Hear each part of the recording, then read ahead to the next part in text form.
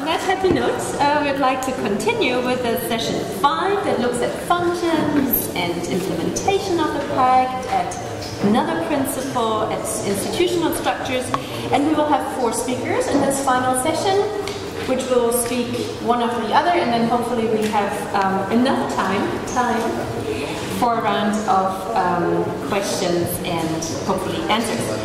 We'll start with Ginevra Moli.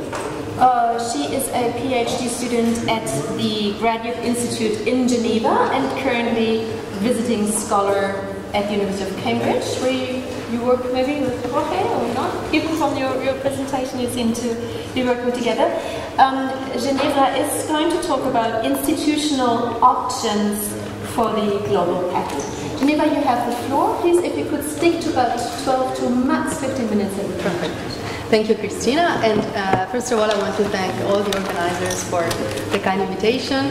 I'm going to open this panel talking about the institutional machinery for the Global Pact that negotiators will have to consider. And of course, depending on whether the purpose is to rely on an existing institution or to create a new one, or rather instead to find a hybrid solution, the sources of inspiration would differ. So I will provide an overview of the possible options, first relying of course on the contribution that Jorge and I have done for the collective work, but also relying on this chart that may seem quite full of information, but I will try to explain all the architectural components of each section. So, in particular, you can see from the chart that there are 2 levels of options. And one refers to the institutional arrangements. The second one instead refers to the implementation mechanisms. And in the very last, there is a combination of both. Let me start now with the first one, with the institutional arrangements. Now, when we talk about institutions, we talk about the management also of the treaty. And mainly under this basket, we can include 3 main options. One that is related to new limited arrangements, in which we can recall what we can find in multilateral environmental agreements. And there are mostly 3 general institutional arrangements. One can be a conference of the parties, or an executive body, or a secretariat, together with subsidiary bodies that follow technical matters. Instead, as a second option, we can also think about a new international organization. And in this respect, of course, we know that an international organization relies on a constitutive treaty that establishes the institution, the areas of work, as well as the power of the institution. So, in the case of the Global Pact, the mandate should be specified, and of course it could be from advisory functions of the specific institution, but also the administrative and the management side of the treaty. And also the powers should be clarified in the treaty, and the powers would be related to, for instance, standard setting or even dispute resolution. Now, the last option instead would be an existing body and relying on an existing body. And in this case, we can think about the UNEP as an organization that hosts a secretariat for many multilateral environmental agreements. And as we know, it could also play a role as possibly discharging the functions of a conference of the parties through its governing bodies. Let's think about the executive body, the Bureau, or the President, as well as the UN Environmental Assembly. So, but all these options and all these 3 options that I just listed can only play an effective role through also the implementation mechanism. And of course, the effectiveness will rely also on which solution we choose. So we move now to the second level of the chart that refers to the implementation mechanisms. And here, as you can see, we are not focusing anymore on the management of the treaty, but rather on the overseeing of the discharge of the obligations from the state. And I can refer to the different phases within the compliance process in order to understand what are we talking about when we talk about the implementation phase. So we start with the reporting. And reporting is a soft mean of inducing compliance.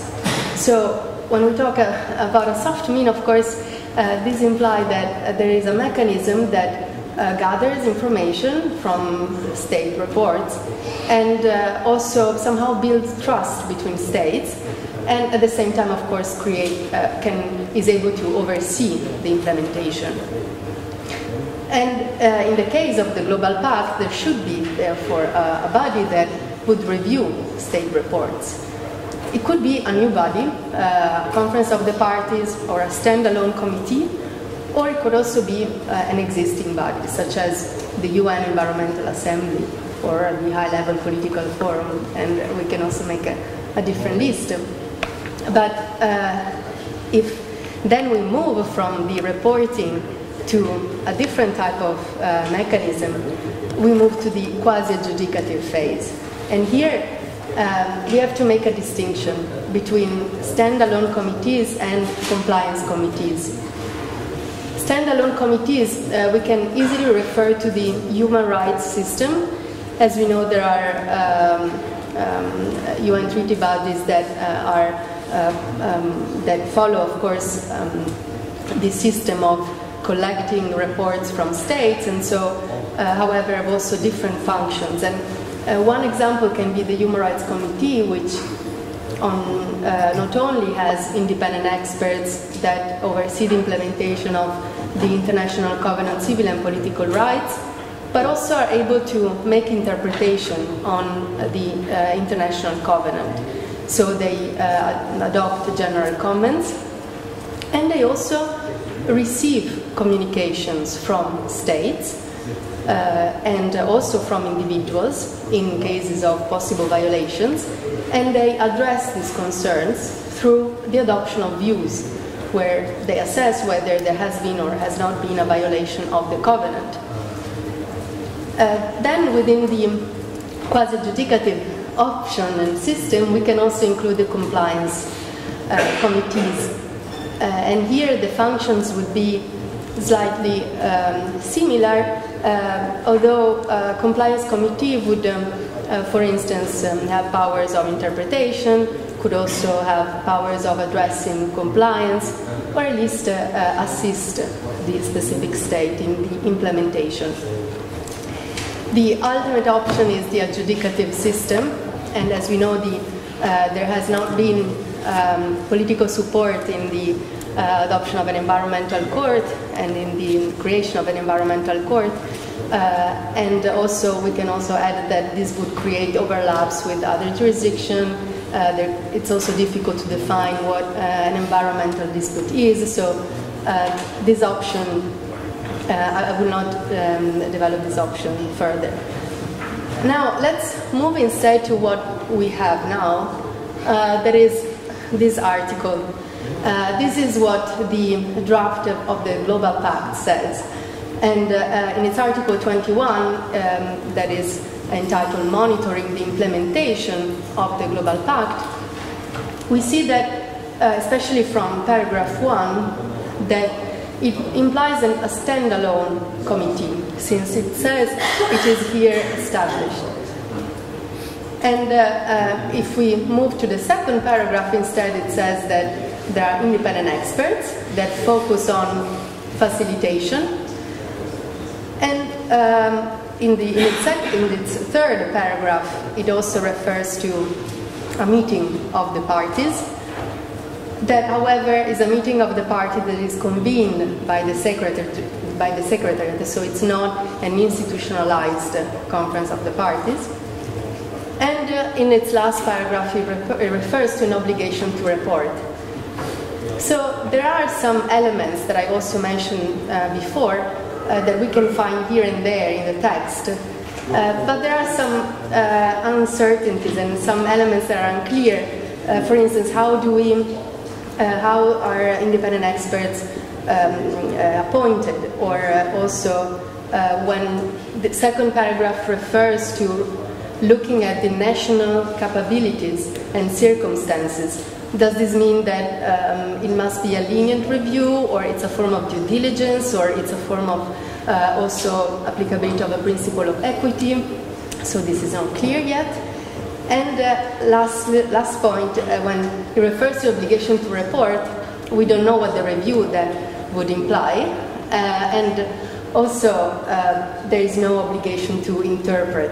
So this is definitely an element that is lacking. So if overall there is margin for clarification, definitely what we can understand is that there is a system that is quite light and agile in terms of institutional structure. So on this basis, the opinion that we had on the basis of Article 21 is reflected in this last chart that I will summarize in just 2 points.